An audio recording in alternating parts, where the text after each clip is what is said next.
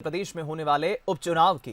जिन 24 सीटों पर उपचुनाव होना है उनमें सबसे खास सीट जिस पर सबकी नजर है वो है इंदौर की सांवेर सीट। यहां पर अब चुनाव प्रबंधन की जिम्मेदारी बताया जा रहा है बीजेपी की प्रदेश इकाई ने रमेश मेंदोला को सौंपी है।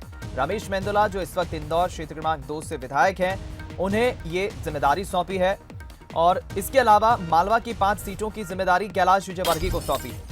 बता दें आपको, रमेश मेंदोला जो बीजेपी के एक वरिष्ठ विधायक हैं, कैलाश विजयवर्गीय के बेहद करीबी माने जाते हैं, नजदीकी माने जाते हैं और इंदौर की सांवेर से बीजेपी के बताया जा रहा है तुलसी सिलावट के चुनाव लड़ने की जो अटकलें हैं उसमें फिलहाल रमेश मेंदोला की एक अहम जिम्मेदारी बीजेपी इकाई ने तय की है।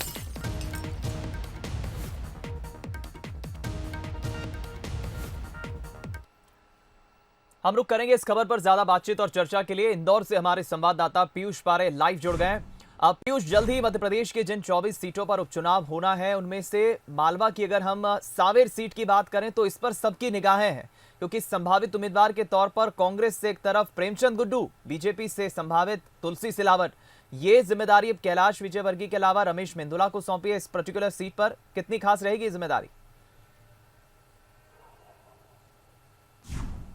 देखिए, अगर बात करें दीपक, तो 24 सीटों पर होने वाले उपचुनाव को लेकर कहीं न कहीं मध्य प्रदेश की सियासत गर्मा रही है और खींचतान भी कहीं न कहीं सियासी गलियारों में देखने को मिल रही है। लिहाजा हम लोग मालवा निमाड़ की 5 सीटों की बात करें तो उन सीटों में से जो सांवेर की सीट है वो काफ़ी अहम मानी जा रही है, क्योंकि यहाँ पर जो मंत्री हैं तुलसी सिलावट, वे कहीं न कहीं यहाँ पर बीजेपी की तरफ से उम्मीदवार होंगे, ये बात लगभग तय हो चुकी है।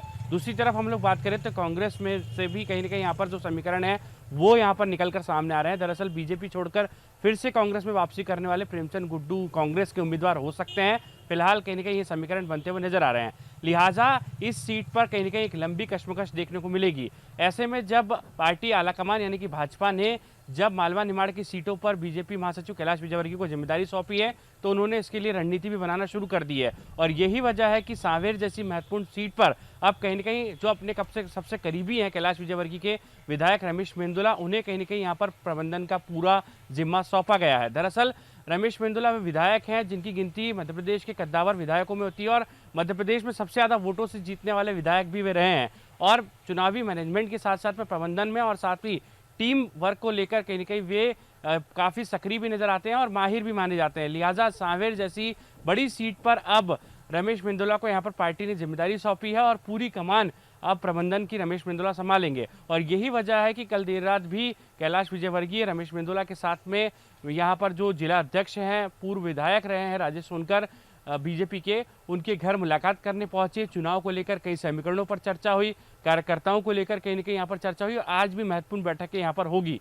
तो कुल मिलाकर अब दीपक कहा जा सकता है कि सांवेर के इस संग्राम में आखिर ऊंट किस करवट बैठता है ये देखना दिलचस्प होगा, लेकिन उससे पहले समीकरणों को साधने में बीजेपी भी जुट गई है, कांग्रेस भी यहाँ पर पूरी तरह से ताकत लगा रही है। तो ऐसे में चुनाव दिलचस्प होगा, इस बात से भी इनकार नहीं किया जा सकता। बिल्कुल, अब देखना होगा पीयूष, क्या रमेश मेंदोला भेद पाते हैं सांवेर की सीट को और क्या यहाँ से बीजेपी अब जीत को दर्ज करने में कामयाब हो पाती है, ये फिलहाल देखना होगा। बहुत बहुत शुक्रिया आपका बातचीत के लिए।